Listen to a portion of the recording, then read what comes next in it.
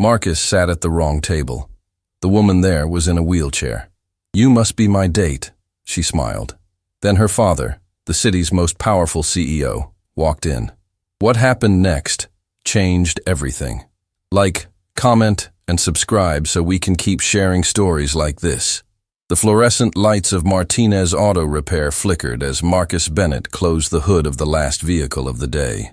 His hands, permanently stained with oil no amount of scrubbing could remove, trembled slightly as he checked his phone for the 100th time. The message from his friend Trevor still glowed on the screen. "Trust me, Marcus.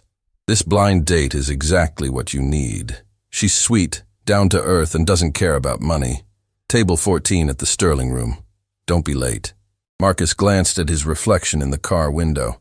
At 28 years old, he'd been working at this garage since he was 16, when his father's accident had forced him to drop out of school and become the family's provider. His younger sister, Emma, was now in college, something that made every drop of sweat, every missed opportunity, every lonely night worth it. But Trevor was right about one thing. It had been too long since Marcus had done something just for himself. "You heading out?"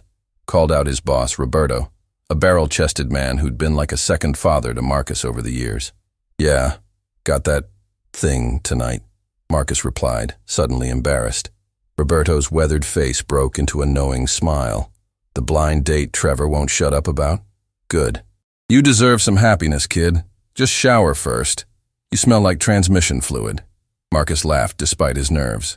"Thanks for the confidence boost."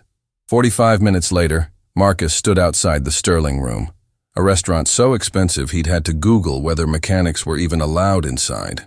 The building was all glass and steel, with soft, golden lighting that made everything look like a dream, or a nightmare, depending on your bank account.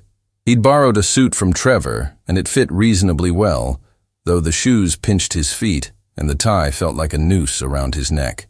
"You can do this," he whispered to himself. "It's just dinner. Just one dinner." The maitre d', a man with silver hair and an expression that suggested he could smell poverty from 50 feet away, looked Marcus up and down with barely concealed disdain. "Do you have a reservation?" "Yes, table 14, under the name Trevor Morrison." The maitre d' checked his tablet, his lips pursing. "Ah, yes, this way." Marcus followed him through the restaurant, acutely aware of every eye that turned his way. The other diners were all dressed in designer clothes, discussing business deals and vacation homes. He felt like an imposter in a world that had never been meant for him. His borrowed suit suddenly felt too tight, too cheap, too obviously not his. "Here you are. Table 15, the maitre d' announced. "I thought you said table 14? Marcus questioned, confused. "Table 15, the man repeated firmly, already walking away before Marcus could correct him. Marcus stood there, uncertain. Maybe Trevor had made a mistake with the table number, or maybe the restaurant had changed it. Either way, there was a woman sitting at the table, her back to him, and the maitre d' had clearly intended for him to sit there. He took a deep breath and walked forward. As he rounded the table, his breath caught. The woman was stunning, with delicate features and eyes that held an intelligence that was immediately captivating. She wore an elegant evening dress, and her hair was styled in a way that must have taken hours. But what struck Marcus most was the wheelchair beside the table, empty as she sat in the regular dining chair with visible effort, her posture suggesting both grace and determination. "You must be my date," she said, her voice warm, but with an edge of something. Was it relief or resignation? Marcus opened his mouth to explain the mix-up, but something stopped him. Maybe it was the vulnerability in her eyes. Maybe it was the way she held herself, as if bracing for disappointment. Or maybe it was simple loneliness recognizing itself in another person. "I'm Marcus," he said, extending his hand. "Isabel," she replied, shaking it. Her grip was firm, confident. "I have to admit, I'm surprised. Usually when they see the wheelchair, they find an excuse to leave before sitting down." The words hit Marcus like a punch. "That's happened to you." "Every single time," Isabel said with a bitter smile. 3 blind dates in the past month. Each one took a look at the wheelchair by the table and suddenly remembered an urgent emergency. I was beginning to think this would be number 4. Marcus felt something shift inside him.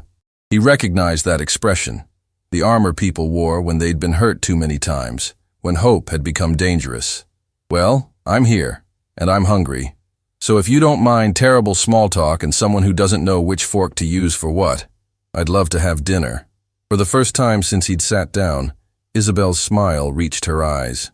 I think I can work with that. They ordered, Marcus choosing the cheapest item on the menu and trying not to gasp at the price, and began to talk. Isabel was easy to talk to, asking questions that showed genuine interest rather than polite courtesy. She laughed at his stories about the strange requests customers made at the garage, and she shared her own observations about human nature with a wit that was sharp, but never cruel. So what do you do? Marcus asked, taking a sip of water from a glass that probably cost more than his work boots. I work in non-profit management, Isabel said. Specifically, I coordinate accessibility initiatives for people with disabilities, making sure buildings, transportation and services are actually usable for everyone, not just the able-bodied. That sounds important, Marcus said sincerely. It is, but it's also exhausting. You spend your life fighting for basic dignity, explaining to people that ramps and elevators aren't special treatment, they're basic access. And half the time they look at you like you're asking for the moon. Marcus nodded, understanding more than she knew. I get that. Different context, but I get it. When you grow up without money, people assume things about you. They assume you're lazy or stupid, or that you deserve whatever circumstances you're in. Exactly, Isabel said, leaning forward. It's like your situation becomes your identity in their eyes. They can't see past it to who you actually are. The conversation flowed so naturally that Marcus almost forgot about the mix-up, about the wrong table, about the fact that somewhere in this restaurant, another woman was probably waiting for him at table 14. Almost, but not quite. Can I ask you something? Marcus said, setting down his fork. How did your friend describe me when they set this up? Isabel tilted her head, confused. My friend? Yeah, the friend who arranged this blind date. Marcus, I don't have a friend who arranged this. My father set it up. It's this thing he does. He finds suitable young men from his business network and arranges dates, convinced that if he can just find the right person, I'll magically become the daughter he wants instead of the disappointment I am. The words were said lightly, but Marcus could hear the pain underneath. You're not a disappointment. Tell him that, Isabel said with a hollow laugh. To him, the wheelchair is a tragedy that needs to be fixed. And if the wheelchair can't be fixed, then at least I should be paired off with someone appropriate, so I'm not his responsibility anymore. Marcus felt ice forming in his stomach. Wait, your father arranged this? Yes. Why? What's your last name? Whitmore. Isabel Whitmore. The name hit Marcus like a freight train. Whitmore. As in Jonathan Whitmore, CEO of Whitmore Industries, one of the largest manufacturing companies in the region. As in the man whose face was on billboards, whose name was on hospital wings, whose wealth was measured in billions rather than millions. Oh no, Marcus whispered. What's wrong? Isabel asked, concern creeping into her voice. Before Marcus could answer, a voice cut through the restaurant's gentle murmur like a knife through silk. Isabel. They both turned. Standing behind Isabel was a man in his 50s, tall and imposing in an impeccably tailored suit. His face was handsome in that well-maintained way wealth could buy, but his eyes were cold, calculating. Jonathan Whitmore in the flesh, and he was staring at Marcus like he'd just found a rat in his kitchen. Father, Isabel said, and Marcus heard her voice shift, becoming more formal, more guarded. I see you've met someone, Jonathan said, his tone making it clear that someone was not a compliment. His eyes raked over Marcus's borrowed suit, his working-class hands, his entire existence. Though I don't believe this is the gentleman I arranged for you to meet.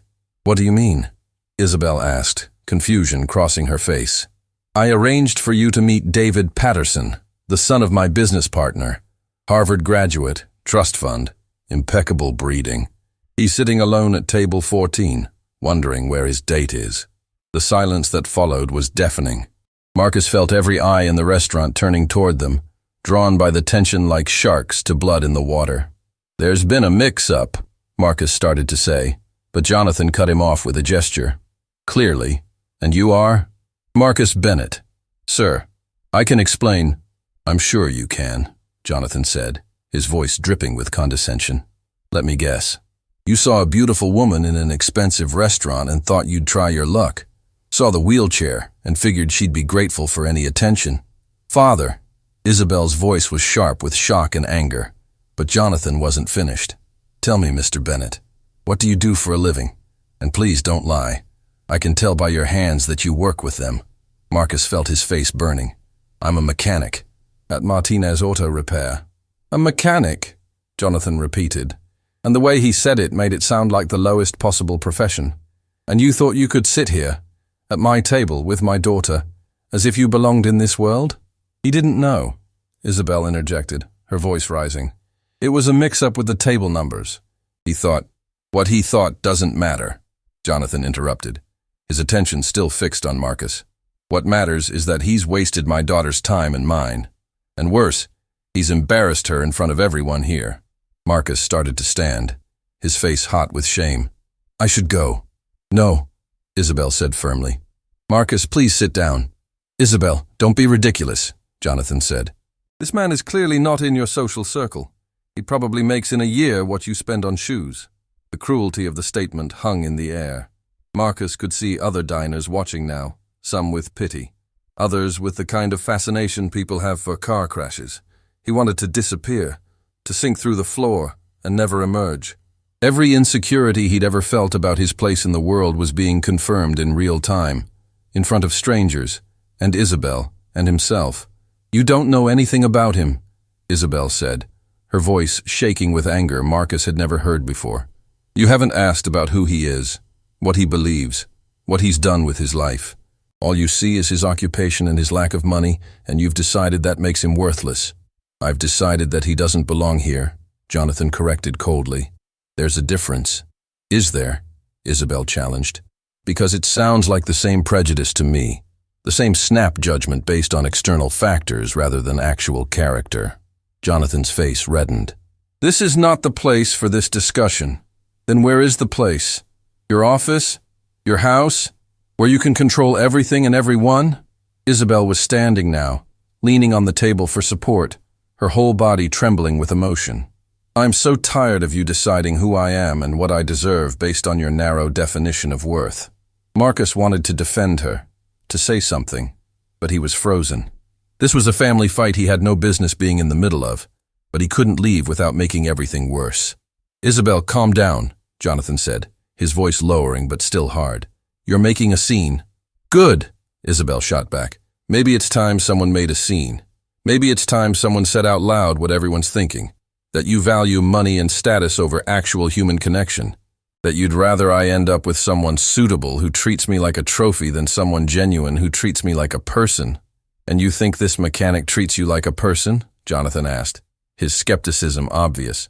You've known him for what, 30 minutes? And already you're defending him like he's some kind of hero? No, Isabel said quietly, and Marcus felt his heart sink. I'm not defending him because he's a hero. I'm defending him because in the 30 minutes I've known him, he's shown me more genuine interest and respect than the last 5 suitable men you've arranged for me to meet combined. He didn't see the wheelchair first. He didn't pity me or patronize me. He just saw me. The words settled over the table like snow, soft but transformative. Marcus looked at Isabel and saw tears in her eyes, tears she was fighting to hold back. He saw a woman who was tired of fighting, tired of being judged, tired of being seen as less than human because of circumstances beyond her control. And he saw something else, a reflection of himself. Because he knew exactly how it felt to be reduced to a single characteristic, to have people assume they knew everything about you based on one piece of information. Sir, Marcus said, finding his voice finally, I'm sorry for the confusion. I truly didn't know this was your daughter or your table. My friend set up a blind date at table 14, and the maitre d' brought me to table 15. It was an honest mistake. An honest mistake that you didn't correct when you realized something was wrong, Jonathan pointed out. You're right, Marcus admitted. I should have. But when I sat down and Isabel assumed I was her date, I saw something in her expression. This hope mixed with resignation, like she expected to be disappointed again. and I couldn't bring myself to be another disappointment. How noble, Jonathan said sarcastically. The white knight mechanic, rescuing the poor disabled girl from loneliness. That's not what this is, Marcus said, his voice hardening. And with all due respect, sir, the way you talk about your daughter says more about you than it does about me or her. The temperature in the restaurant seemed to drop 10 degrees. Several diners gasped audibly. Even Isabel looked shocked that Marcus had dared to speak to Jonathan Whitmore that way. Jonathan's face went through several shades of red before settling on a dangerous calm. I think, he said slowly, it's time for you to leave, Mr. Bennett, before I have security escort you out. Marcus nodded, standing. His legs felt shaky, but he kept his head up. He'd been humiliated, sure. But he'd also spoken his truth, and somehow that felt more important than preserving whatever dignity he had left. Isabel, he said, looking at her directly, thank you for dinner. It was the best conversation I've had in a long time. I'm sorry it ended this way. Wait, Isabel said, reaching for his hand. Give me your number, please. Isabel, Jonathan started, but she cut him off with a look. Marcus pulled out his phone with trembling fingers and they exchanged numbers. Her hand was soft in his, and for just a moment, the restaurant and her father and all the watching eyes faded away. It was just two people who'd found an unexpected connection in the middle of a terrible situation. I'll call you, Isabel promised. Marcus nodded, not trusting himself to speak. Then he turned and walked through the restaurant, past the staring diners, past the smirking maitre d', past the world that had never been meant for people like him. When he finally reached his old truck in the parking lot, he sat in the driver's seat and let out a breath he didn't know he'd been holding. His phone buzzed. A text from an unknown number. Don't let him make you feel small. You're worth more than he'll ever understand. Isabel.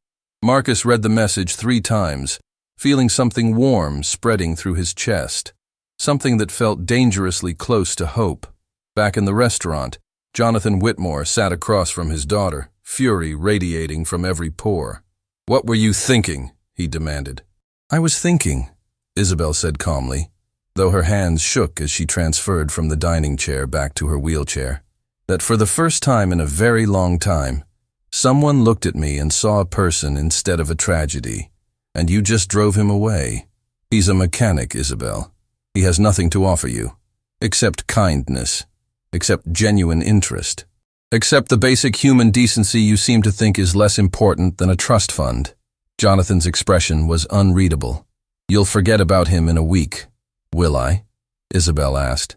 Or will I remember him as the man who treated me like a person while you treated him like trash? She wheeled away from the table, leaving her father alone with his certainty, his prejudice, and the dawning realization that he might have just made the biggest mistake of his life. Marcus didn't sleep that night. He lay in his small apartment, staring at the ceiling, while the sounds of the city filtered through thin walls. His phone sat on the nightstand, screen dark, taunting him with possibilities. Would Isabel really call? Or had that text been nothing more than pity from someone who'd felt sorry for the poor mechanic who'd been humiliated in front of half the city's elite? By the time dawn broke, he'd convinced himself it had all been a mistake.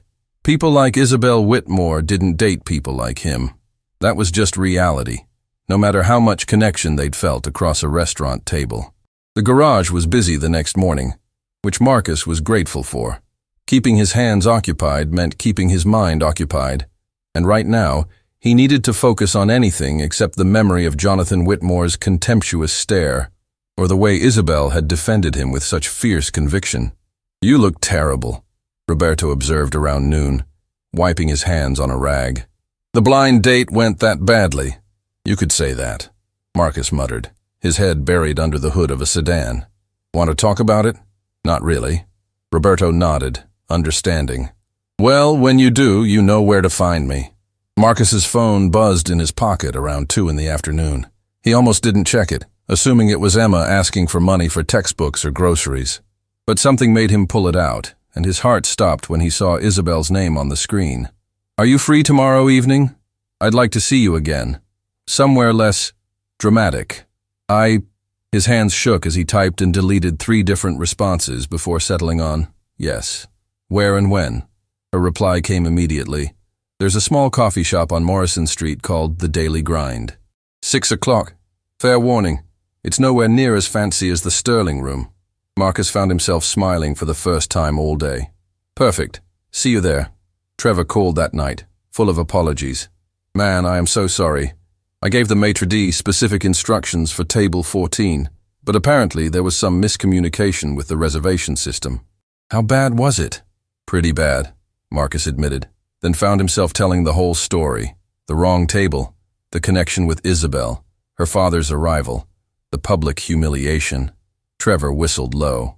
Jonathan Whitmore, you managed to tick off one of the most powerful men in the city on your first blind date in years. That's almost impressive. Not helping, Trevor. Sorry, but seriously, the daughter wants to see you again? After all that? Apparently. Then maybe it wasn't such a disaster after all, Trevor said thoughtfully. Maybe it was exactly what was supposed to happen. The next evening, Marcus arrived at the Daily Grind 15 minutes early, his stomach a knot of anxiety. The coffee shop was everything the Sterling Room wasn't. Small, cozy, with mismatched furniture and local art on the walls. The air smelled like fresh ground beans and cinnamon, and soft jazz played from speakers that had seen better days. It was perfect. Isabel arrived exactly on time, maneuvering her wheelchair through the door with practiced ease. She wore casual clothes today, and somehow she looked even more beautiful than she had in the restaurant. There was something more relaxed about her, more real. "Hi," she said, and her smile was genuine, reaching her eyes in a way that made Marcus's chest tighten. "Hi," he replied, suddenly feeling like a teenager on his first date. They ordered, regular coffee for both of them, no elaborate wine lists or confusing menus, and settled at a corner table near the window. "I'm sorry about my father," Isabel said before Marcus could even take a sip. "The way he treated you was unacceptable." "It's not your fault," Marcus said, though the memory still stung. "Maybe not, but I've watched him treat people that way my entire life, and I've never done enough to stop it. This time felt different, though. This time I couldn't just let it happen." "Why?" Marcus asked, genuinely curious. "You just met me. You didn't owe me anything." Isabel considered the question, her fingers tracing the rim of her coffee cup. "Because I saw myself in you. The way he looked at you, like you were less than human because of circumstances you didn't choose. That's how he looks at me. Like I'm broken. Like the wheelchair makes me less valuable, less worthy of respect and dignity." The honesty in her words hit Marcus hard. "I'm sorry. Don't be. I've learned to live with it. But seeing him do it to someone else, someone who didn't deserve it, I couldn't stay silent." They talked for hours, the conversation flowing as easily as it had in the restaurant. Isabel told him about her work with accessibility initiatives, about the frustration of fighting for basic rights that able-bodied people took for granted. Marcus shared stories about his father's accident, about dropping out of school to support his family, about the quiet pride he felt every time Emma called to tell him about a good grade or a new opportunity. "You sacrificed a lot for her," Isabel observed. "It didn't feel like sacrifice," Marcus said honestly. "It felt like love. Sometimes love means putting someone else's dreams ahead of your own." Not everyone would see it that way. Most people would resent giving up their own future. "Do you resent what happened to you?" Marcus asked gently, nodding toward the wheelchair. Isabel was quiet for a long moment. "Sometimes, especially when I was younger. I had this whole life planned out. Dance, gymnastics, maybe even the Olympics someday. Then one drunk driver and a devastating accident later, and all of it was gone. For a long time, I was angry. At the driver, at God, at my own body for betraying me. What changed? I realized I had two choices. I could spend my life mourning what I'd lost, or I could build something new with what I had left. So I focused on my mind instead of my body. Got my degree, then my master's. Found work that mattered. Built a life that felt meaningful, even if it wasn't the life I'd originally planned." Marcus felt something shift inside him. Here was someone who understood what it meant to have your path altered by circumstances beyond your control, who'd chosen resilience over bitterness. "You're incredible," he said before he could stop himself. Isabel blushed. "I'm really not. I'm just someone who got dealt a particular hand and decided to play it the best I could. That's exactly what makes you incredible." They left the coffee shop as it was closing, neither wanting the evening to end. Outside, the street was quiet, lit by old-fashioned lamps that cast warm pools of light on the sidewalk. "Can I walk you to your car?" Marcus asked. "I'd like that," Isabel said. They moved slowly, Isabel's wheelchair navigating the uneven pavement while Marcus walked beside her. The silence between them was comfortable, filled with the promise of things unsaid but understood. "Marcus," Isabel said when they reached her vehicle, a modified van with a wheelchair lift. "I need to tell you something. My father, he's not going to let this go. He's already started making calls, asking questions about you." Marcus felt ice forming in his stomach. "What kind of questions?" "Everything. Your background, your finances, your family. He's convinced you're some kind of opportunist, trying to take advantage of me." "I'm not," Marcus said firmly. "I would never—" "I know," Isabel interrupted gently. "But he doesn't, and he won't, until he's thoroughly investigated every aspect of your life and found nothing suspicious. Even then, he might not believe it. So what do we do?" "We," Isabel said, and Marcus's heart jumped at the pronoun. "Prove him wrong. We build something real, something that can't be dismissed or explained away as opportunism or pity or whatever narrative he's constructed." "And you think we can do that?" Isabel reached for his hand. "I think we owe it to ourselves to try." Marcus squeezed her hand, feeling the warmth of her skin against his. "Then let's try." They said goodnight, and Marcus watched as Isabel drove away, her taillights disappearing around a corner. He stood there in the parking lot, feeling something he hadn't felt in years. Hope. Real, tangible hope that maybe, just maybe, something good was finally coming his way. But hope, Marcus was about to learn, could be a dangerous thing. The next morning at the garage, Marcus was under a truck when he heard Roberto's voice calling his name, urgent and concerned. He rolled out from under the vehicle to find his boss standing with two men in expensive suits. Men who looked like they'd never gotten their hands dirty in their lives. "Marcus Bennett?" one of them asked, though it wasn't really a question. "Yeah. Can I help you?" The man pulled out a business card. "My name is Richard Crawford.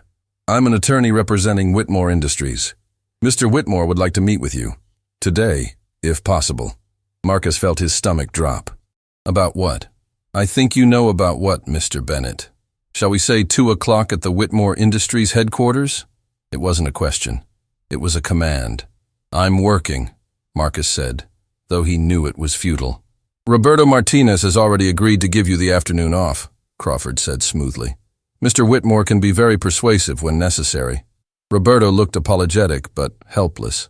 Marcus understood. Jonathan Whitmore probably had enough influence to shut down the garage with a single phone call if he wanted to. This wasn't a request. It was a summons. "Fine," Marcus said. 2 o'clock. The attorneys left, and Roberto put a hand on Marcus's shoulder. "Be careful, kid. Men like Whitmore didn't get where they are by playing fair." At exactly 2 o'clock, Marcus stood in front of the gleaming glass tower that housed Whitmore Industries. The building was all sharp angles and reflective surfaces, designed to intimidate. It worked. Marcus felt small and insignificant as he entered the lobby, where a receptionist directed him to the top floor. The elevator ride up felt like ascending to a judgment seat. When the doors opened, he was greeted by an assistant who led him through a maze of corridors to a massive corner office with floor-to-ceiling windows overlooking the entire city. Jonathan Whitmore sat behind a desk that probably cost more than Marcus made in a year. He didn't stand when Marcus entered. "Mr. Bennett, thank you for coming." "Did I have a choice?" Marcus asked, keeping his voice steady despite his racing heart. "We always have choices," Jonathan said. "Some are just wiser than others. Please sit." Marcus sat in the chair across from the desk, feeling like a student called to the principal's office. Jonathan studied him for a long moment, his expression unreadable. "I've done my research on you," Jonathan finally said. "Marcus Bennett, 28 years old. Dropped out of high school to work full-time when your father was injured in a construction accident. Been working at Martinez Auto Repair ever since. Currently supporting yourself and your younger sister through her college education. No criminal record, no outstanding debts beyond student loans for your sister. By all accounts, a hard-working young man trying to do right by his family." Marcus said nothing, waiting for the other shoe to drop. Which makes this conversation more difficult than I anticipated, Jonathan continued. You're not the villain I wanted you to be, but that doesn't change the fundamental problem, which is, you're not suitable for my daughter. The words were delivered calmly, matter-of-factly, as if they were simply stating an objective truth rather than passing judgment on Marcus's entire worth as a human being. With all due respect, sir, shouldn't Isabel decide who's suitable for her? Isabel, Jonathan said, his voice hardening slightly, has been making poor decisions since her accident. She's vulnerable, isolated, desperate for connection. You're taking advantage of that vulnerability. I'm not taking advantage of anything, Marcus said, his voice rising despite his attempt to stay calm. We met by accident, literally. I didn't even know who she was when I sat down at that table. But you know now. And yet you're continuing to pursue a relationship with someone who's clearly out of your league socially and financially. That suggests either delusion or opportunism, and I'm not sure which is worse. Marcus felt anger boiling up inside him. What if it's neither? What if it's just two people who connected and want to get to know each other better? That's a lovely fantasy, Jonathan said dismissively. But let's talk reality. You make approximately $40,000 a year. My daughter's trust fund generates more than that in interest monthly. You live in a studio apartment in a neighborhood with a high crime rate. She lives in a penthouse in the most exclusive building in the city. You fix cars for a living. She manages multi-million-dollar accessibility initiatives. Do you see the pattern, Mr. Bennett? I see a man who thinks money is the only thing that matters. Marcus shot back. Money isn't the only thing that matters, Jonathan corrected coldly. But it matters. It determines access, opportunity, quality of life. My daughter has specific needs: medical care, accessibility accommodations, security. Can you provide those things? Marcus wanted to say yes, to defend himself, but the honest answer stuck in his throat. No, he couldn't provide those things. Not on his salary, not in his world. That's what I thought, Jonathan said, reading Marcus's silence accurately. So let me make you a proposition. A simple business transaction. I'll write you a check for $100,000. In exchange, you stop seeing my daughter. You don't call her. You don't text her. You don't accidentally run into her. You disappear from her life completely. The number hung in the air between them. $100,000. That was enough to pay off Emma's student loans completely. Enough to put a down payment on a house. Enough to change his entire life. And if I say no, Marcus asked, then I make your life very difficult, Jonathan said simply. I have friends in every industry in this city. One word from me and you'll find yourself unemployed. Your landlord will suddenly discover violations that require your eviction. Your sister might find her financial aid mysteriously revoked. I don't want to do those things, Mr. Bennett, but I will protect my daughter from someone who can't give her the life she deserves. Marcus felt like he'd been punched. This was power. Real power. The ability to destroy someone's life with a phone call, to use money and influence as weapons, and he had no defense against it. So what's it going to be? Jonathan asked, pulling out a checkbook. $100,000 and a clean break? Or do we do this the hard way? Marcus looked at the checkbook, at the man holding it, at the city spread out below them like a game board where people like Jonathan Whitmore moved pieces around at will. He thought about Emma, about the garage, about his tiny apartment and his borrowed suit and all the ways his life was small and vulnerable. Then he thought about Isabel, about her smile when he'd said something that made her laugh, about the way she'd defended him in the restaurant, about her text message. Don't let him make you feel small. You're worth more than he'll ever understand. No, Marcus said, standing up. Jonathan's eyebrows rose. No, I won't take your money. And no, I won't stop seeing Isabel. Not because you told me to anyway. If Isabel wants me out of her life, she can tell me herself. But I won't let you buy me off like I'm some kind of problem to be solved. You're making a mistake, Jonathan warned. Maybe, Marcus said, walking toward the door. But it's my mistake to make, and at least I'll be able to look at myself in the mirror tomorrow. He left before Jonathan could respond, walking past the assistant, past the elevators, down 40 flights of stairs because he couldn't bear to wait for the elevator. By the time he reached the ground floor, his heart was pounding and his hands were shaking, but he felt strangely light. He'd stood up to Jonathan Whitmore. He'd refused to be bought. He'd chosen dignity over money. Now he just had to hope it hadn't been the stupidest decision of his life. His phone rang as he reached the street. Isabel. Marcus, are you okay? My father just called. He said you two had a meeting. I'm okay, Marcus said, though he wasn't entirely sure that was true. What did he want? Marcus hesitated. Should he tell her about the bribe? About the threats? Would it make things better or worse? He offered me money to stop seeing you, Marcus said finally, deciding that honesty was the only real option. A lot of money. The silence on the other end was devastating. Then, and what did you say? I said no. Another silence, longer this time. When Isabel spoke again, her voice was thick with emotion. Why? Because, Marcus said simply, you're not something that can be bought or sold, and neither am I. He heard what might have been a sob on the other end of the line. Thank you, Isabel whispered. Thank you for seeing me as a person, not a prize or a problem. Always, Marcus promised, meaning it with every fiber of his being. They talked for a few more minutes before hanging up, and Marcus stood on the sidewalk watching the city move around him.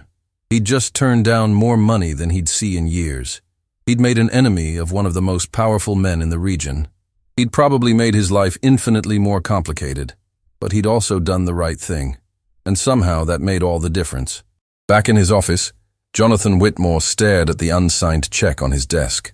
In his entire life, no one had turned down his money. No one had walked away from his offers.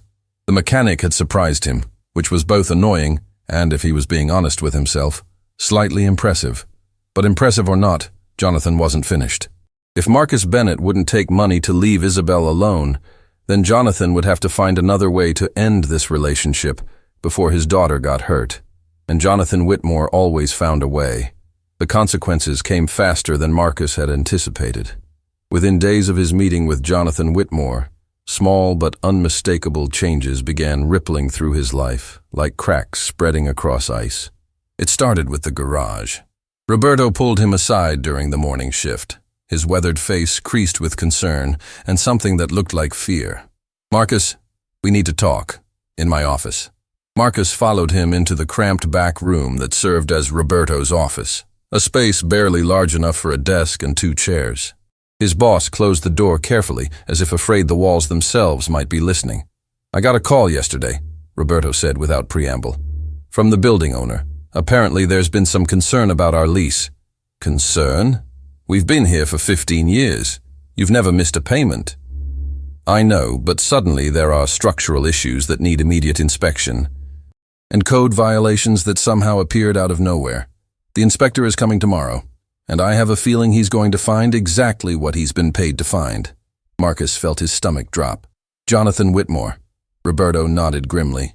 I can't prove it, but yes.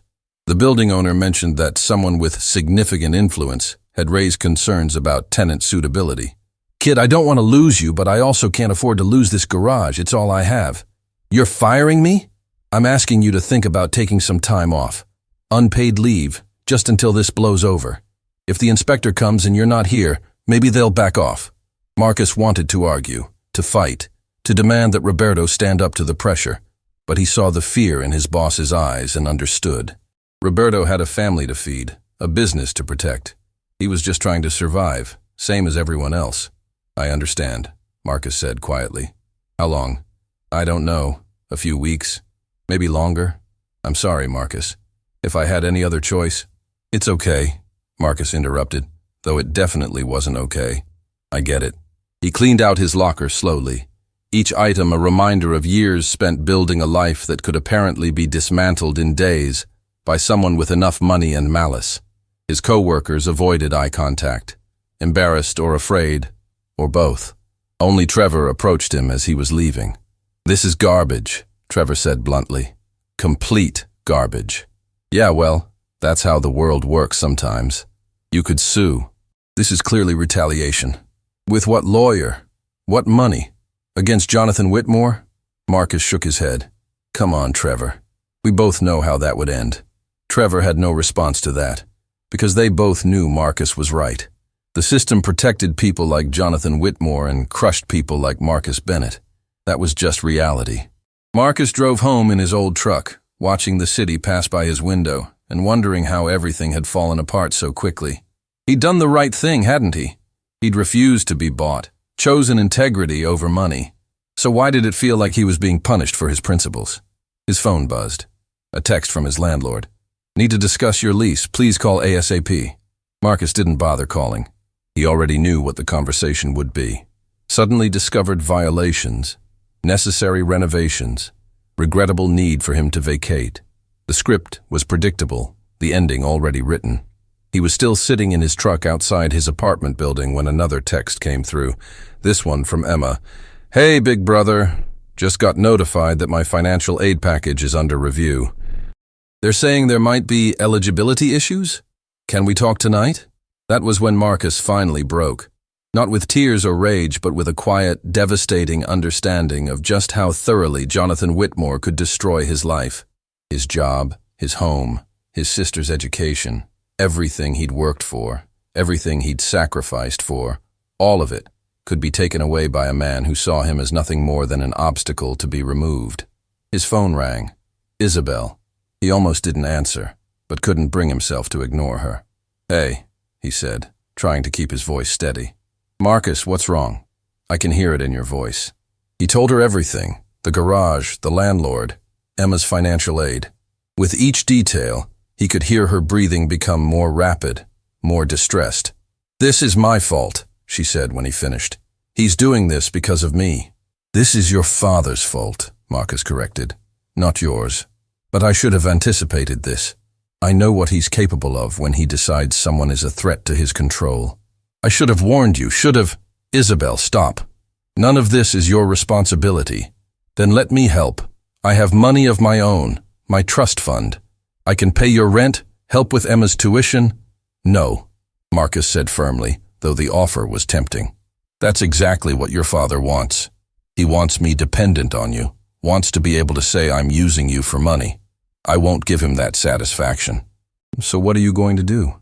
Marcus looked at his apartment building, at the life he'd built that was currently crumbling around him, and made a decision.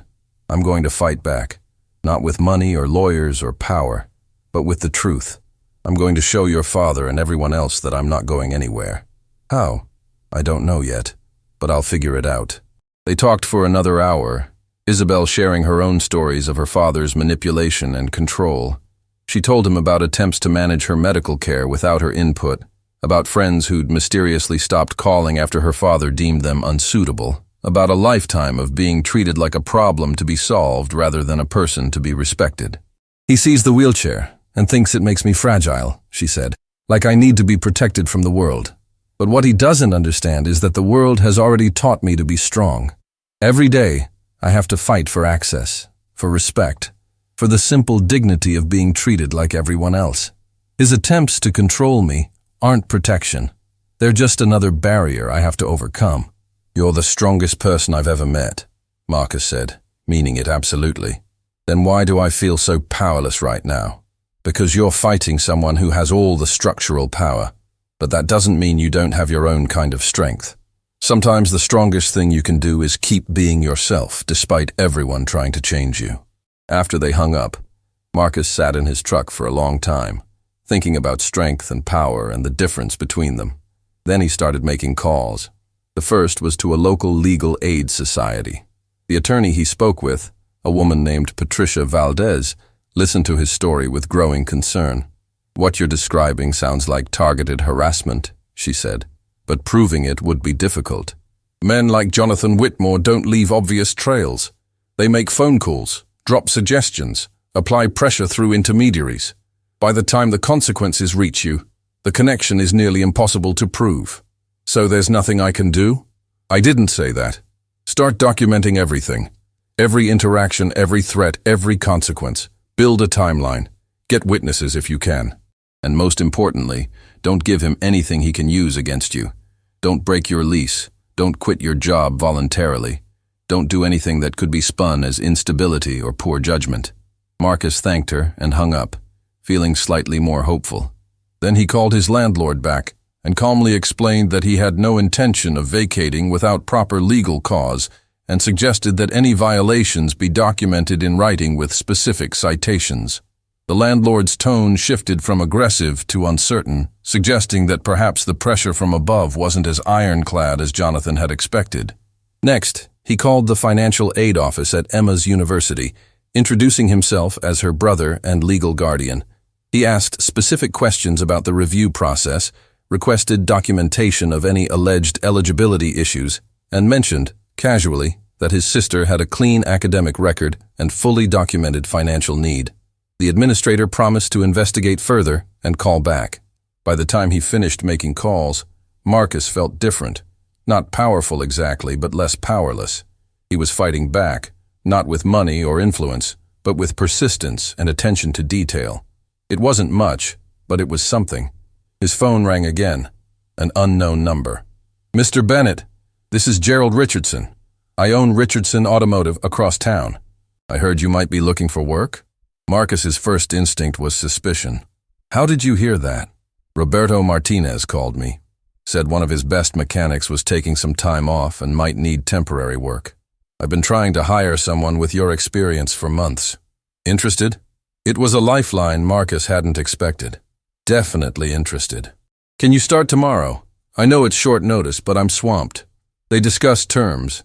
The pay was actually slightly better than what Roberto had been able to offer, and Marcus hung up, feeling like maybe the universe wasn't entirely against him after all. Some people, it seemed, were willing to stand up to pressure from powerful men.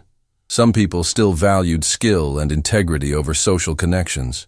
Days later, Marcus was under a car at Richardson Automotive when he heard a familiar voice. "So this is where you've been hiding." He rolled out from under the vehicle to find Trevor standing there with another man, someone Marcus didn't recognize. The stranger was probably in his 30s, well-dressed, but not ostentatiously so, with intelligent eyes and an easy smile. "Not hiding," Marcus said, standing and wiping his hands. "Working. Marcus, this is Andrew Chen. He's a journalist with the Metro Daily, and he's very interested in your story." Marcus felt alarm bells going off. "I'm not interested in talking to the press." "Even if it could help?" Andrew asked. "Look, I've been investigating Jonathan Whitmore for years. Corporate malfeasance, abusive labor practices, tax evasion. The man has a trail of victims a mile long, but they're all afraid to go on record because of exactly what's happening to you right now. You could be the person who finally shines a light on his methods. Or I could make everything worse," Marcus said. "For me and for Isabel." "Isabel Whitmore is actually why I'm here," Andrew admitted. "I've heard rumors about how her father treats her, the control he exerts over her life, but she's never been willing to talk about it publicly. If you two together were willing to tell your story—" "No," Marcus said firmly. "I'm not using Isabel for some exposé, and I'm definitely not making her relive her trauma for entertainment." Andrew held up his hands.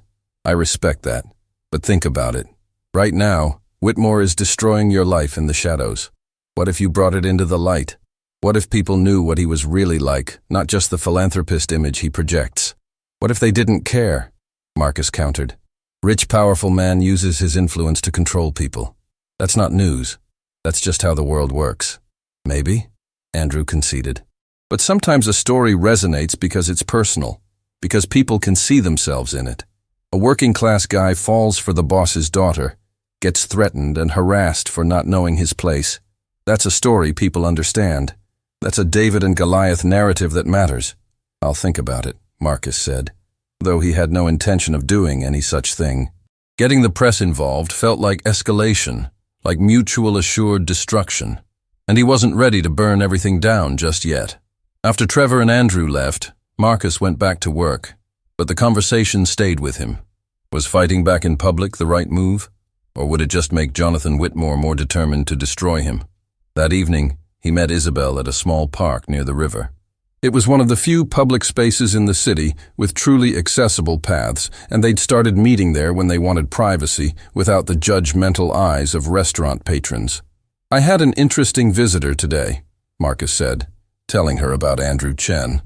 Isabel's expression grew troubled. "I know Andrew. He's been trying to get me to talk about my father for years. He's not wrong about the story being important, but I also know what going public would mean.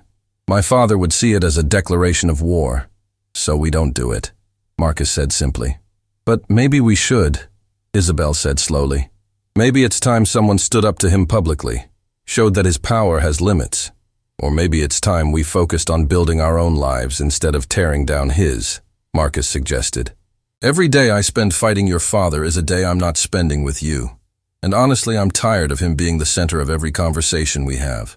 Isabel smiled, and it was like sunshine breaking through clouds. You're right. Tell me about your new job. Tell me about something that has nothing to do with my father or his scheming. So Marcus told her about Richardson Automotive, about the other mechanics who'd welcomed him without question, about the satisfaction of solving a particularly tricky engine problem. And Isabel told him about a new accessibility initiative she was launching, about the excitement of making real change in people's lives. They talked until the sun set, painting the sky in shades of orange and purple that no amount of money could buy. And for those few hours, Jonathan Whitmore and his machinations felt very far away.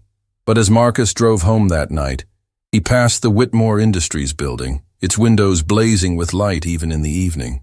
Somewhere up there, he knew, Jonathan Whitmore was probably working, scheming, planning his next move. Because men like him never stopped, they never forgave, and they never forgot. The next morning, Marcus woke to find his truck had been vandalized. Slashed tires, broken windows, and spray painted across the side. Know your place. He stood looking at the damage, feeling a cold fury settle in his chest. This wasn't just intimidation anymore. This was escalation. And suddenly, Andrew Chen's offer didn't seem quite so unreasonable. He took photos of everything, documenting the vandalism carefully. Then he called the police, knowing they probably wouldn't do anything but wanting it on record anyway. And finally, he called Andrew Chen. I want to talk, Marcus said, but on my terms. And we do this carefully. I won't let anyone get hurt because we went public. Understood, Andrew said, and Marcus could hear the excitement in his voice. When can we meet? Soon, Marcus said, looking at his destroyed truck, at the message meant to break his spirit. Very soon. Because Marcus was starting to understand something important. Silence protected bullies. Shadows gave them power. And maybe the only way to fight someone like Jonathan Whitmore was to drag everything into the light and let the world see who he really was.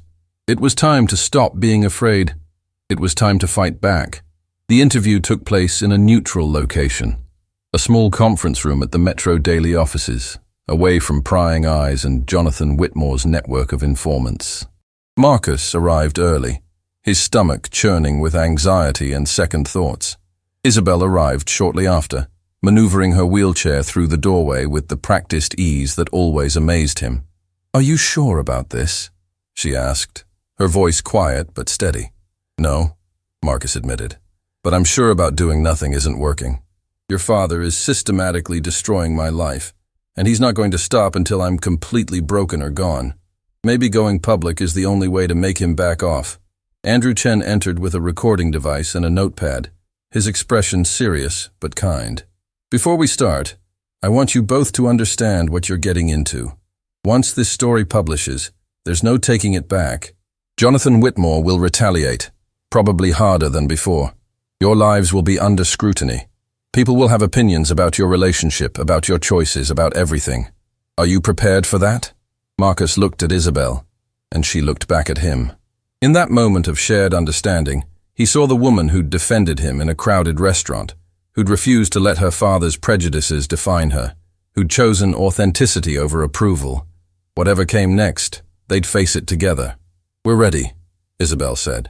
The interview lasted 3 hours.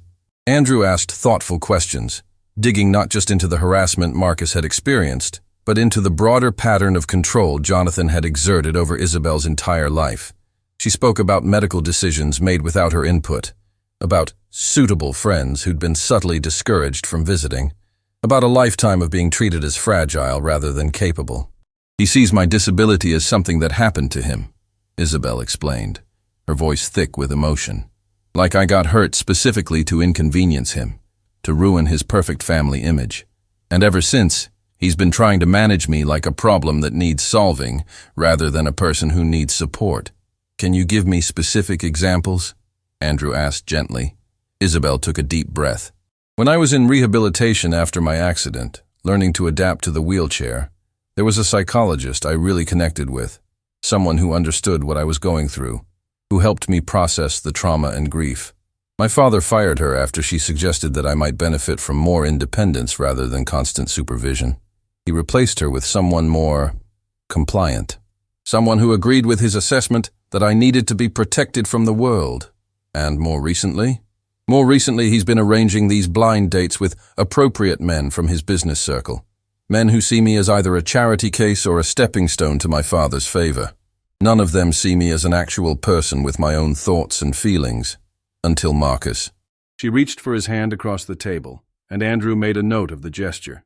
Marcus, you've experienced significant harassment since meeting Isabel, Andrew continued. Can you walk me through the timeline? Marcus detailed everything. The job pressure, the landlord threats, Emma's financial aid review, the vandalized truck. With each item, Andrew's expression grew more grim. And you can prove all this. I have documentation of everything. Photos, emails, phone records, witness statements. I've been building a case, just in case. Just in case of what? Just in case this conversation right here. Just in case I needed to prove that I'm not paranoid or making things up. That a powerful man really is using his influence to destroy someone who doesn't fit his definition of acceptable. Andrew nodded, making more notes. One last question for both of you. Why go public now? Why not just end the relationship? Make this easier on yourselves. Isabel answered first. Because I'm tired of my father deciding who I am and what I deserve based on his narrow worldview. I'm tired of being treated like my disability makes me incapable of making my own decisions. And I'm tired of watching good people get hurt because they dared to see me as human. And you, Marcus? Marcus thought carefully before responding. I grew up poor. I've spent my whole life being told I wasn't good enough, smart enough, valuable enough, that my circumstances defined my worth, and for a long time I believed it. But Isabel taught me something important. Your worth as a person has nothing to do with your bank account or your physical abilities or any of the external things society uses to judge you. It comes from how you treat others, from the choices you make, from the integrity you maintain even when it costs you something. Jonathan Whitmore doesn't get to decide my worth. And he doesn't get to bully me into believing I'm less than I am. After the interview ended, Andrew promised to handle the story carefully and ethically. He'd reach out to Jonathan Whitmore for comment, as journalistic standards required. But the piece would run regardless of whether he responded. It'll publish in 3 days, Andrew said. That gives you time to prepare. Talk to your family, your friends, anyone who needs to know what's coming. Marcus called Emma that evening. His sister listened to the whole story in silence, then said simply, I'm proud of you, even though this might make your life harder. Especially because of that, Emma said. You've spent your whole life protecting me, sacrificing for me. It's about time you stood up for yourself. And if my financial aid gets revoked, I'll get loans. I'll work. I'll figure it out. You taught me that we Bennetts don't give up, remember? Her words brought tears to Marcus's eyes. When had his little sister become so wise? The 3 days before publication felt like waiting for a storm. Marcus went to work at Richardson Automotive, focusing on engines and transmissions and all the simple, fixable problems that had nothing to do with billionaires and power games. His new co-workers had heard rumors about his situation. Small shops had their own gossip networks, but they treated him with respect and solidarity. We're with you, kid, Gerald Richardson told him on the second day. Whitmore comes after you. He comes after all of us. We take care of our own. It was a reminder that while Jonathan Whitmore had power, he didn't have everyone. Some people still valued loyalty and fairness over expedience and profit. Isabel spent those same days having increasingly difficult conversations with her father. He'd somehow learned about the interview, probably through his network of informants, and was alternately threatening and pleading with her to stop publication. You're destroying our family, he told her during one particularly heated phone call, which she recounted to Marcus later. Everything I've built, our reputation, our standing in the community, you're throwing it all away for some mechanic you barely know. No, Isabel had responded. You destroyed our family when you decided that control was more important than love. When you decided that your daughter's worth depended on her ability to walk. When you decided that anyone who didn't meet your standards of success was unworthy of basic human dignity. I gave you everything, Jonathan had said, his voice breaking with what might have been genuine emotion. The best doctors, the best therapists, the best schools. How can you be so ungrateful? You gave me things, Isabel had replied. But you never gave me the one thing I actually needed, the freedom to be myself, mistakes and all. The trust that I could handle my own life, even from a wheelchair. The respect that comes from seeing someone as a full human being rather than a tragedy to be managed. The conversation had ended with Jonathan hanging up, and Isabel had cried in Marcus's arms for an hour afterward. Because despite everything, despite the control and the manipulation, he was still her father. And some part of her would always hope he might change, might finally see her for who she really was. The article published on a Saturday morning. Andrew had titled it, "The Cost of Not Knowing Your Place, One Man's Fight Against Systematic Harassment." Marcus read it on his phone, his hands shaking.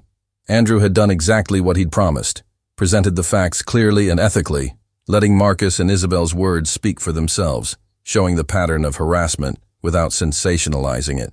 He'd also reached out to Roberto, to Marcus's landlord, to Emma's financial aid office, building a documented case that was hard to dismiss. Jonathan Whitmore's official response, delivered through his PR team, was predictably dismissive. Mr. Whitmore categorically denies any wrongdoing. These allegations are the desperate attempts of an opportunist seeking attention and financial gain. Mr. Whitmore's only concern has been protecting his daughter from those who would take advantage of her vulnerability. But by midday, the story had been picked up by national outlets. Social media exploded with reactions, trending hashtags, and debates about class, disability, and the abuse of power.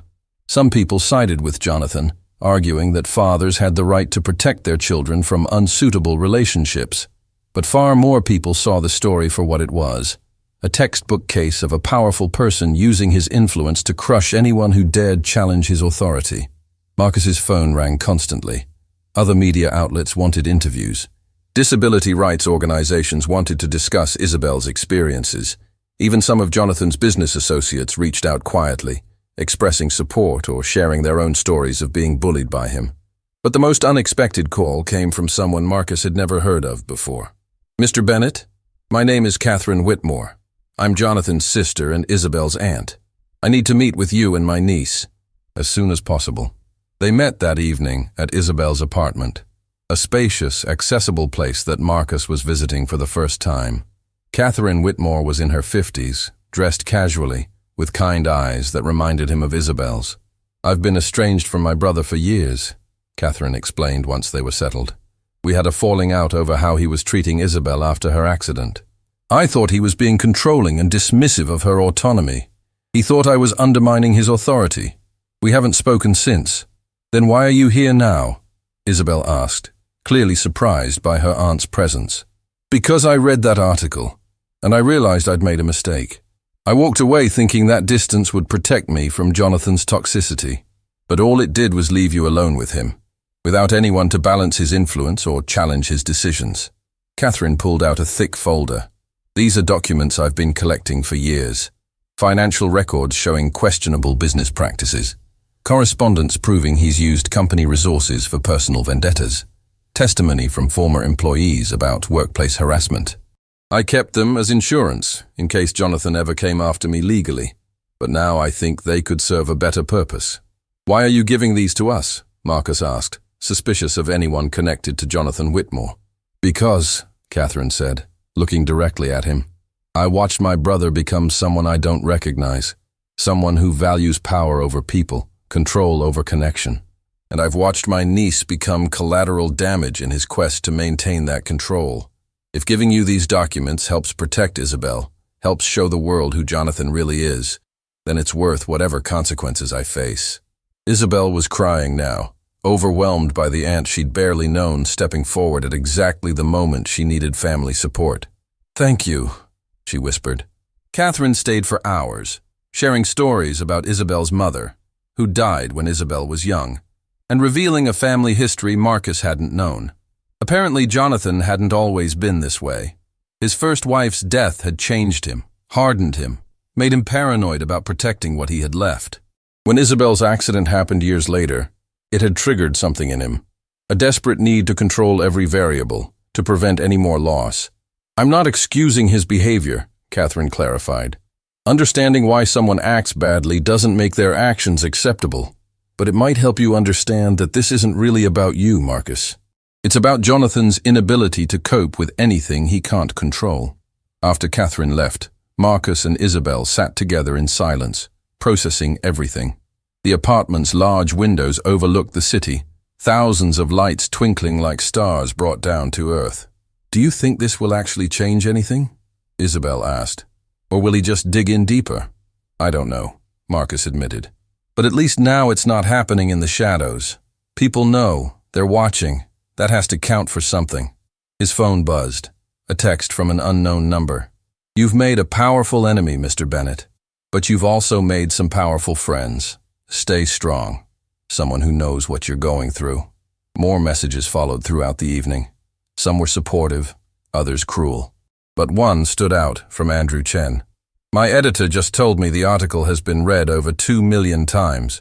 Whatever happens next, people are paying attention. 2 million people." The number was incomprehensible to Marcus. His small story, his personal struggle, had resonated with millions of strangers. People he'd never meet were reading about his vandalized truck, his lost job, his refusal to be bought off. They were reading about Isabel's courage in speaking out against her father, about her fight for basic autonomy and respect.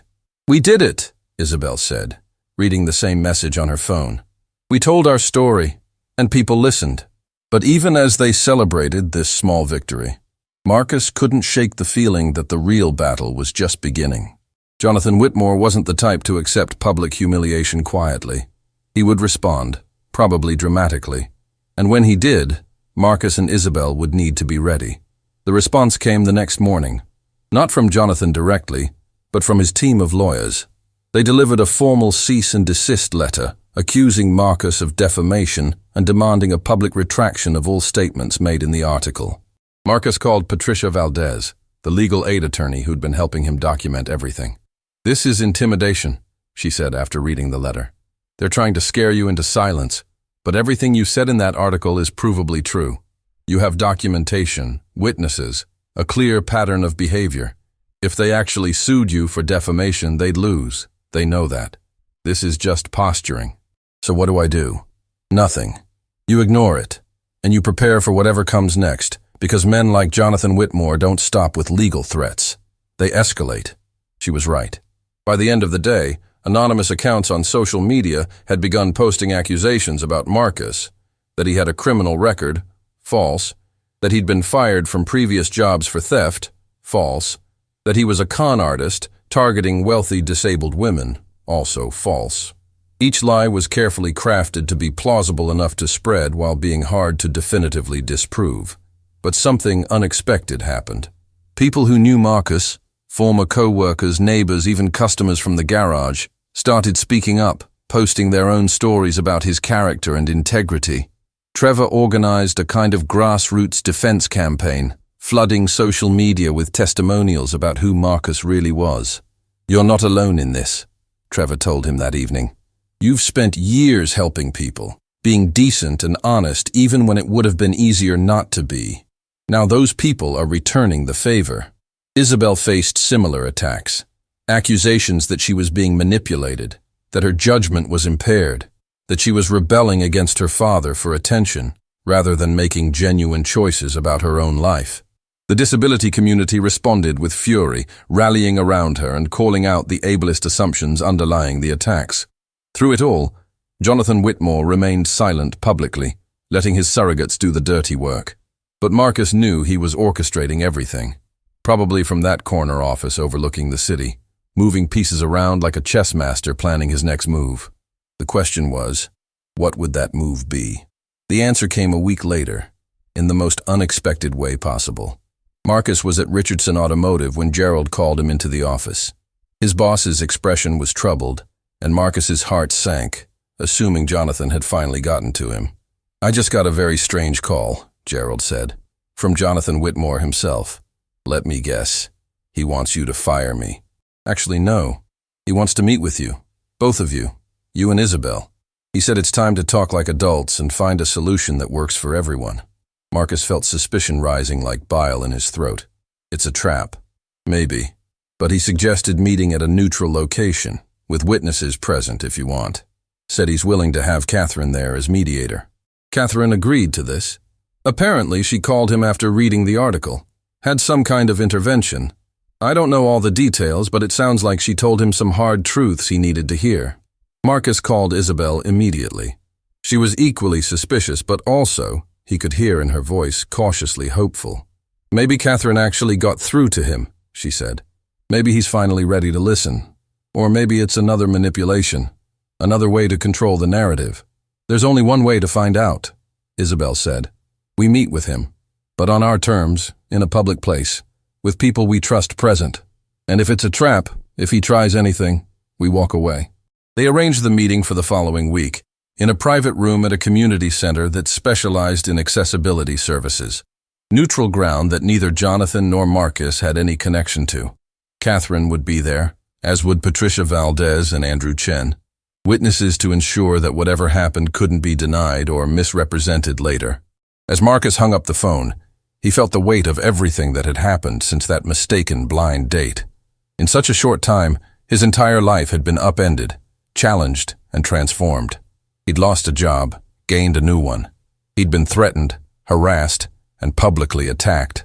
But he'd also found something he hadn't been looking for.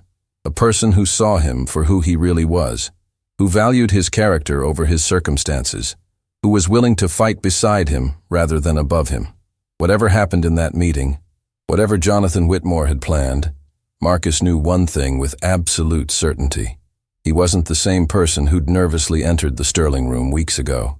He'd found his voice, his courage, and his worth, and no one, not even a billionaire with unlimited resources, could take that away from him.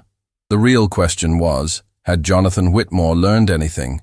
Or was this meeting just another move in a game Marcus still didn't fully understand? Time would tell. And in the meantime, Marcus had work to do, a sister to support, and a remarkable woman who'd somehow seen past all his insecurities to the person underneath. That, at least, was worth fighting for. The community center's conference room was deliberately modest.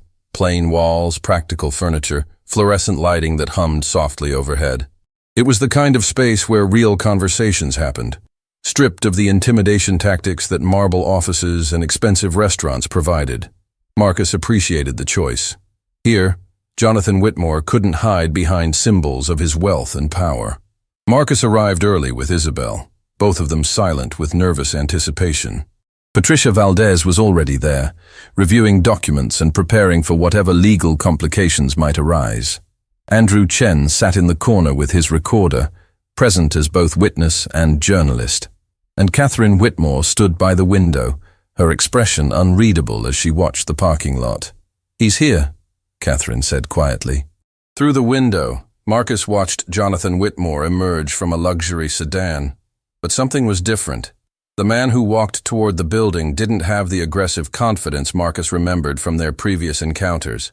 His shoulders were slightly hunched, his movements slower, almost hesitant. He looked, for the first time since Marcus had known him, uncertain. Jonathan entered the room alone. No lawyers, no assistants, no bodyguards.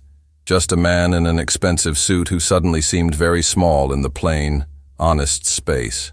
"Thank you for coming," he said, his voice lacking its usual commanding tone.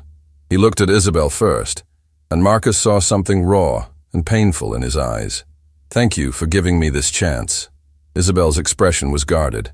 "I'm here because Catherine convinced me you had something genuine to say. Don't waste this opportunity." Jonathan nodded, taking a seat across from them. Catherine sat beside him, and Marcus noticed her hand briefly touch her brother's shoulder, a gesture of support, but also perhaps of warning. "I've spent the past week doing something I haven't done in a very long time," Jonathan began, his hands clasped tightly on the table. "I've been listening, really listening, to Catherine, to people who've worked for me over the years, to disability advocates who reached out after reading the article. And most importantly, I've been listening to myself, to the voice inside that I've been drowning out for years with work and control, and the desperate need to prevent any more loss." He looked directly at Marcus. "Mr. Bennett, Marcus, I owe you an apology. What I did to you was unconscionable. I used my power as a weapon, tried to destroy your life because you represented something that terrified me. The possibility that I couldn't control my daughter's choices, that she might choose a life I hadn't scripted for her. Marcus said nothing, waiting. Words were easy. What mattered was what came next. I told myself I was protecting Isabel, Jonathan continued, his voice breaking slightly. But Catherine made me see that I was actually protecting myself. From confronting my own fears about her disability, about losing control, about facing the reality that my daughter is a capable adult who doesn't need my management.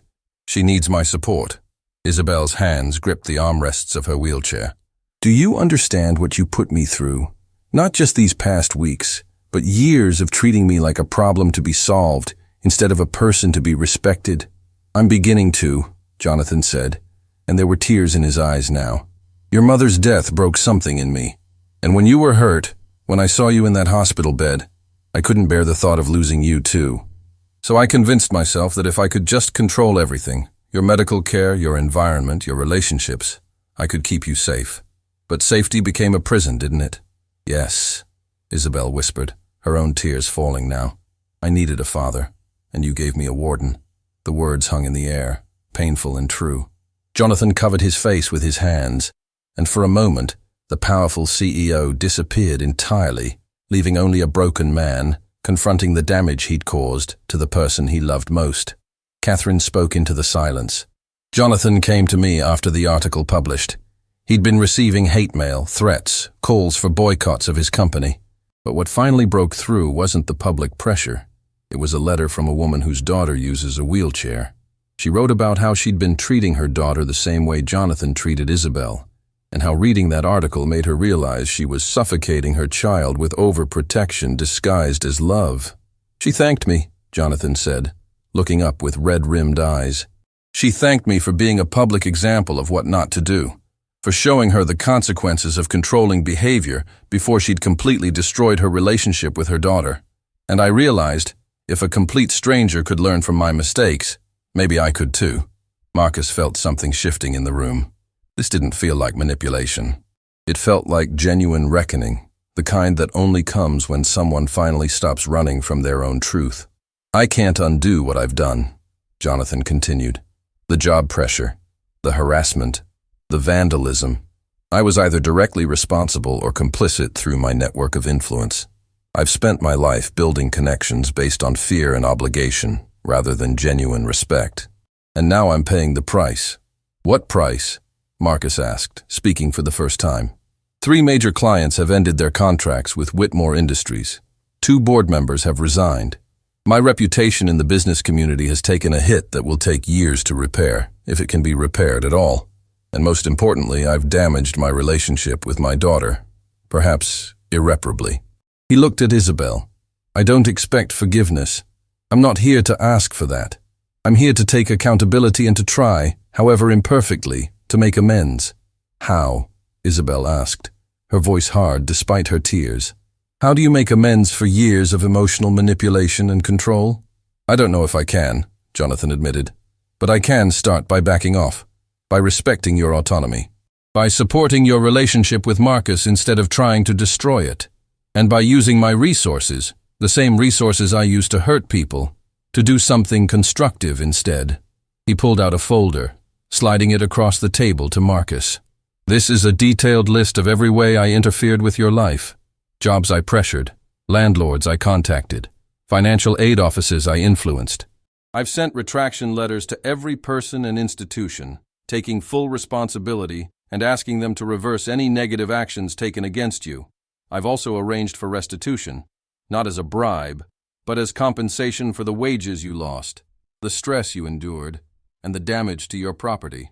Marcus opened the folder, scanning documents that confirmed everything Jonathan was saying. There were letters, bank transfers pending his approval, even a formal apology to Roberto Martinez and the garage, with a substantial donation to help with any business lost during the ordeal. I'm also establishing a foundation, Jonathan continued, focused on supporting working-class individuals facing discrimination and harassment from those with more power and resources. Marcus, if you're willing, I'd like you to be on the advisory board. Your experiences could help shape programs that actually make a difference. And for disability advocacy, he turned to Isabel. I'm donating $10 million to organizations working on accessibility initiatives. Not in my name, in yours. The Isabel Whitmore Accessibility Fund, controlled entirely by you, with no strings attached. Use it however you see fit to make the world more accessible and inclusive. The room was silent except for the quiet sound of Isabel crying. Catherine handed her a tissue, her own eyes wet with emotion. Why now? Marcus asked. Why this sudden change of heart? Because I looked in the mirror and didn't recognize myself, Jonathan said simply. Because I realized that if I died tomorrow, my legacy would be money and power and a daughter who couldn't stand to be in the same room with me. And because two people I'd underestimated and dismissed showed me what real courage looks like. The courage to stand up for what's right even when it costs you everything. He stood slowly, like a man carrying a great weight. I know trust has to be earned. I know words are cheap without consistent action behind them. So I'm not asking you to believe me today. I'm asking for the chance to prove, through my behavior over time, that I'm capable of being the father Isabel deserves and the person I should have been all along. Isabel looked at Marcus, a silent question in her eyes. He understood what she was asking. Can we trust this? Is this real? Marcus thought about the man who'd tried to buy him off, who'd systematically destroyed his life, who'd wielded power like a weapon. Then he thought about the broken man standing before them now, stripped of his armor, vulnerable and accountable. People could change, couldn't they? Not overnight, not with a single conversation, but gradually, with genuine effort and consistent action. I think, Marcus said carefully, that what matters isn't whether we trust you today. What matters is what you do tomorrow, and the day after, and every day following. Trust is built through patterns, not promises. I understand, Jonathan said, and I'm prepared to spend however long it takes building those patterns. Patricia Valdez, who'd been silent throughout the exchange, spoke up. Mr. Whitmore, I'd like to draw up a formal agreement outlining the commitments you've made today. Not because we don't believe you, but because clear expectations prevent future misunderstandings. Would you be willing to sign such a document? Absolutely, Jonathan said without hesitation. And I'd like to include provisions that if I backslide, if I start exhibiting controlling behaviors again, there are consequences, real ones. Catherine has agreed to serve as an accountability partner, with the authority to call me out when I'm reverting to old patterns. Catherine nodded. And I take that responsibility seriously. I lost years with my brother and my niece because I walked away instead of fighting for what was right. I won't make that mistake again. The meeting lasted another hour as they hammered out details, established boundaries, and created a framework for moving forward. It wasn't reconciliation exactly. That would take time, maybe years, but it was a beginning. A tiny crack in the wall that had separated them, letting in just enough light to see a possible path forward. As they prepared to leave, Jonathan approached Marcus one last time. I was wrong about you, he said quietly. I judged you based on your bank account and your profession, and I completely missed the qualities that actually matter. Your integrity, your loyalty, your courage. You're exactly the kind of man I should have been hoping my daughter would find. I'm not perfect, Marcus said honestly. I make mistakes. I have insecurities. I'm still figuring out this whole life thing. That's what makes you perfect for her, Jonathan said. You're real. You see her as a person, not a tragedy or a responsibility. And you stood up for what was right, even when it would have been so much easier to walk away. That takes a kind of strength I'm only now learning to recognize. They didn't shake hands. That would have felt premature, performative.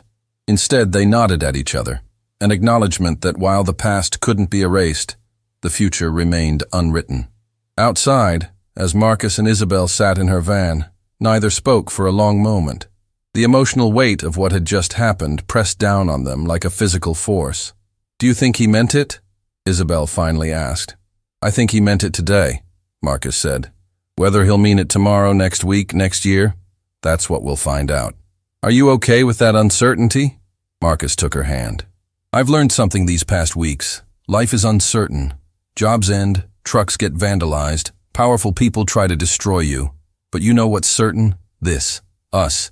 The choice we make every day to show up for each other, to be honest even when it's hard, to fight for what we believe in even when the odds seem impossible. Isabel leaned across the console, and he met her halfway in a kiss that tasted like tears and hope, and the promise of something real being built from the rubble of everything that had tried to break them.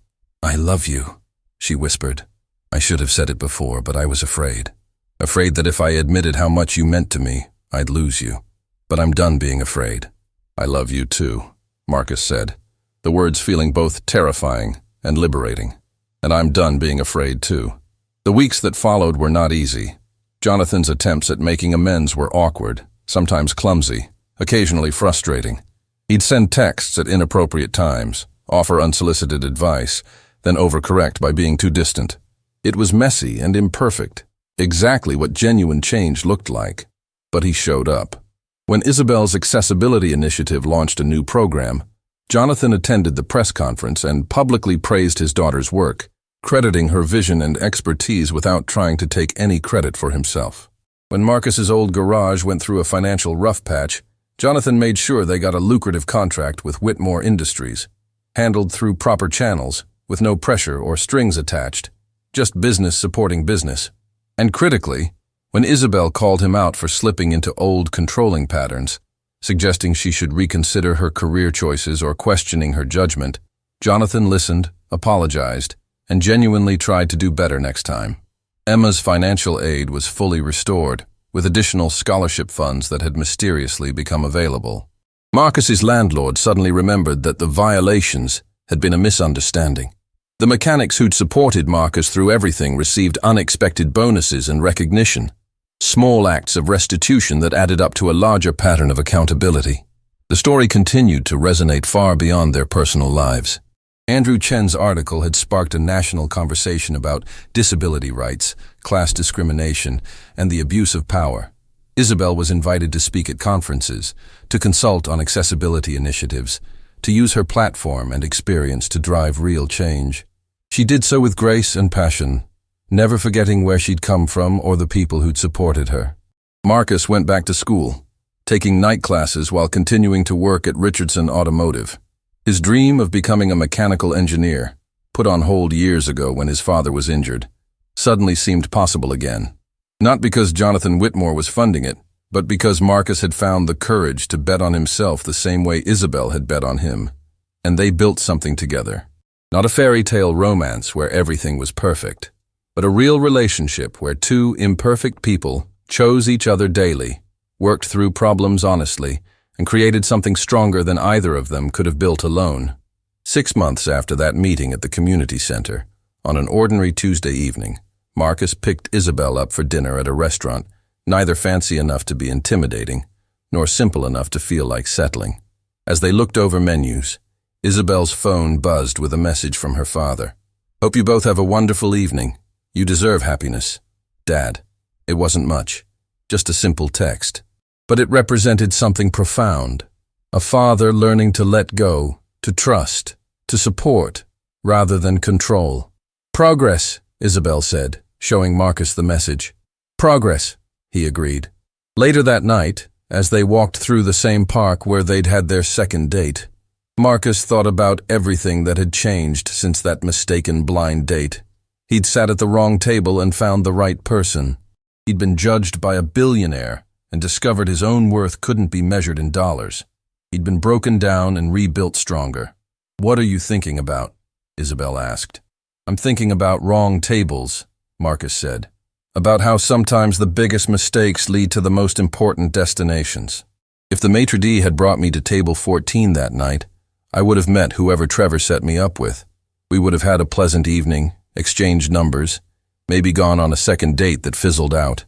I would have gone back to my safe, small life, never knowing what I was missing. Instead, you sat at table 15, Isabel continued, understanding, and met a woman in a wheelchair whose father tried to destroy you, and found someone who saw me," Marcus finished. "Really saw me. Not what I did for a living or how much money I made, but who I was as a person. You gave me that gift, Isabel. And then you fought beside me when it would have been so much easier to walk away." "I can't walk," she said with a smile. So walking away really wasn't an option. They both laughed, the kind of laughter that comes from being comfortable enough to joke about the things that used to hurt. That, Marcus thought, was another kind of progress. Seriously, though, Isabel said, you gave me something too. You gave me the courage to stand up to my father, to claim my own life, to stop accepting limitations that other people tried to place on me. Before you, I'd gotten used to being seen as less than. You reminded me that I'm whole exactly as I am. We saved each other, Marcus said simply. We did, Isabel agreed. And we'll keep saving each other, every day, in all the small ways that matter. As they sat on a park bench watching the city lights flicker to life, Marcus thought about lessons learned and battles fought. He thought about Jonathan Whitmore's journey from villain to flawed human trying to be better. He thought about his own journey from self-doubt to self-worth. He thought about Isabel's journey from controlled daughter to independent woman claiming her own narrative. And he thought about the millions of people who'd read their story, who'd seen themselves in Marcus's struggles or Isabel's fight for autonomy, who'd been inspired to stand up for their own dignity, or examine their own prejudices, or fight their own battles against unjust power. One wrong table had led to all of this. One moment of confusion had sparked a chain of events that had transformed multiple lives and started conversations that would ripple outward for years to come. Do you believe in fate? Isabel asked suddenly. Marcus considered the question. I believe that sometimes the universe puts people in each other's paths for a reason. But I also believe that what we do with those meetings, whether we choose fear or courage, judgment or understanding, control or trust, that's entirely up to us. So we made our own fate, Isabel said. We chose our own fate, Marcus corrected. And we keep choosing it, every single day. As they sat together in the gathering darkness, Marcus felt something he'd never quite experienced before. Contentment. Not happiness exactly. That came and went like weather. But contentment, the deep satisfaction of knowing that his life had meaning, that his choices reflected his values, that he was exactly where he was supposed to be. He'd started as a mechanic who fixed broken engines. He'd become someone who helped break down barriers, challenge injustices, and repair damaged relationships, including the one between a father and daughter who'd forgotten how to see each other clearly. The world hadn't fundamentally changed. There were still powerful people who abused their influence, still systems that favored the wealthy over the working class, still endless battles to be fought for dignity and justice. But Marcus had changed. He'd found his voice, his courage, his worth, and in doing so, he'd helped others find theirs. That was enough. More than enough. It was everything. I'm glad I sat at the wrong table, Marcus said into the comfortable silence. So am I, Isabel replied, taking his hand. So am I. And in that simple moment, sitting in a park as the city hummed around them, they understood something profound. That wrong turns sometimes lead to right destinations. That mistakes can become miracles. And that the most important table isn't the one you were assigned to. It's the one where you finally feel like you belong.